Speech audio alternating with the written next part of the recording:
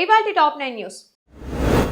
ఆంధ్రప్రదేశ్ ఆర్థిక మంత్రి పయ్యావుల కేశవ్ నేడు అసెంబ్లీలో 3.46 లక్షల కోట్ల భారీ బడ్జెట్ ను ప్రవేశపెట్టనున్నారు. చంద్రన్న ప్రగతి ప్రణాళిక పేరిట సూపర్ 6 పథకాలకు ఈ బడ్జెట్ లో పెద్దపీట వేయనున్నట్లు సమాచారం. రాజధాని అమరావతి నిర్మాణ పనులను వేగవంతం చేసేందుకు అవసరమైన మౌలిక వసతుల కల్పనకు బడ్జెట్లో భారీ కేటాయింపులు ఉండనున్నాయి. పోలవరం ప్రాజెక్టును వచ్చే 2 ఏళ్లలో పూర్తి చేయాలని ప్రభుత్వం లక్ష్యంగా పెట్టుకుంది. తెలంగాణ మున్సిపల్ ఎన్నికల్లో అధికార కాంగ్రెస్ పార్టీ 74 మున్సిపాలిటీలను కైవసం చేసుకుని ఆధిపత్యం చాటుకుంది. అయితే పట్టణాల్లో తామే ప్రధాన ప్రత్యామ్నాయమని బీఆర్ఎస్ నేత కేటీఆర్ పేర్కొన్నారు. శ్రీశైలం, చిత్తూరులోని కపిలేశ్వర, మంగాపురం ఆలయాల్లో మహాశివరాత్రి బ్రహ్మోత్సవాలు వైభవంగా జరుగుతున్నాయి. భక్తులు భారీగా తరలి వస్తున్నారు.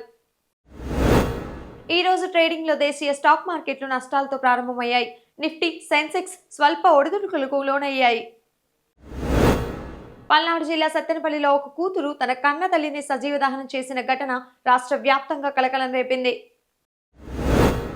అక్రమ లాటరీ కేసులో మాజీ మంత్రి అంబటి రాంబాబుకు కోర్టు రిమాండ్ విధించింది.